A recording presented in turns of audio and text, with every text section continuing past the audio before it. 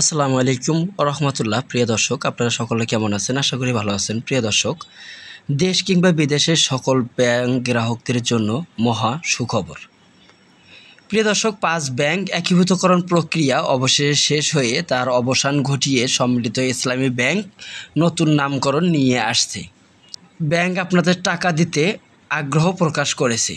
প্রিয় দর্শক, আপনারা এই নভেম্বর মাসেই টাকা তুলতে পারবেন। কে কত টাকা তুলতে পারবেন সেটি নিয়ে থাকছে বিস্তারিত। প্রিয় দর্শক, আপনারা যদি আমাদের চ্যানেলটিতে নতুন হয়ে থাকেন তাহলে অবশ্যই চ্যানেলটিতে সাবস্ক্রাইব করে বেল বাটন অন করে রাখুন। সম্মিলিত ইসলামী ব্যাংক আসছে নতুন নভেম্বরেই। 2 লাখ টাকা তুলতে পারবেন গ্রাহক। 5টি ব্যাংক একীভূত করে শরিয়া ভিত্তিক নতুন রাষ্ট্রায়ত্ত ব্যাংক সম্মিলিত ইসলামী ব্যাংক চলতি মাসেই যাত্রা শুরু করে দিতে যাচ্ছে। বাংলাদেশ ব্যাংকের গভর্নর আহসান এইচ মনসুর এ তথ্য নিশ্চিত করেছে। নতুন এই ব্যাংকটি চালু হলে আমানতকারীরা প্রাথমিকভাবে আমানত বীমা তহবিল থেকে সর্বোচ্চ 2 লাখ টাকা তুলতে পারবেন। তিনি আরও বলেন, আবেদন জমা দিতে তা জারি করা হবে।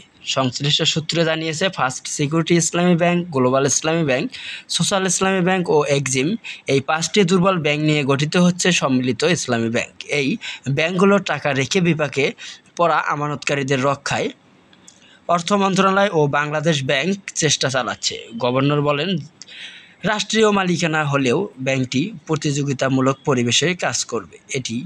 তিনি আরও বলেন, সরকার সাময়িকভাবে এর মালিকানায় থাকবে। দেশের ব্যাংকগুলোর মধ্যে এই ব্যাংকের মূলধন হবে সর্বোচ্চ।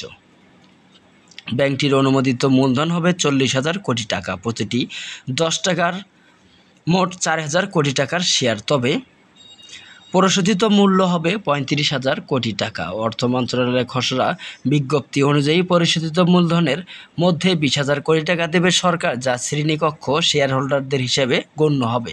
আরও 7,500 কোটি টাকা আসবে একীভূত হতে যাওয়া ব্যাংক ও আর্থিক প্রতিষ্ঠানগুলোর স্থায়ী আমানত থেকে, যা শ্রেণী খ শেয়ার হোল্ডার হিসেবে বিবেচিত হবে। বাকি 7,500 কোটি টাকা আসবে অন্যান্য প্রাতিষ্ঠানিক আমানতকারীর ব্যাংক, আর্থিক প্রতিষ্ঠান ও বহুজাতিক সংস্থা ব্যতীত আমানত থেকে তাদের শ্রেণী গ হোল্ডার হিসেবে গণ্য করা হবে। অর্থ মন্ত্রণালয়ের কর্মকর্তারা জানিয়েছেন, তারা ইতিমধ্যেই ব্যাংকের লাইসেন্সের জন্য আবেদন ও সংশ্লিষ্ট নথিপত্র প্রস্তুত করেছে। এটি গত সপ্তাহে আইন মন্ত্রণালয়ের ভেরিয়েন্টের যাচাইয়ের জন্য পাঠানো হয়েছে। ভেটিং শেষ হলেই তা বাংলাদেশ ব্যাংকে পাঠানো হবে। বাংলাদেশ ব্যাংক একীভূত হওয়ার পর আমানতকারীরাও অর্থ ফেরত পাবেন। এই লক্ষ্য কেন্দ্রীয় ব্যাংক আমানত পরিশোধের জন্য নির্দিষ্ট সময়সীমা উল্লেখ করে একটি রূপরেখা তৈরি করেছে। শীঘ্রই একটি সরকারি গেজেটের মাধ্যমে ঘোষণা করা হবে। এই গেজেটের খসড়া ও ইতিমধ্যে প্রস্তুত করা হয়েছে। ব্যাংকগুলো একীভূত হওয়ার পরেই আমানতকারীরা 2 লাখ টাকা পর্যন্ত তুলতে পারবেন।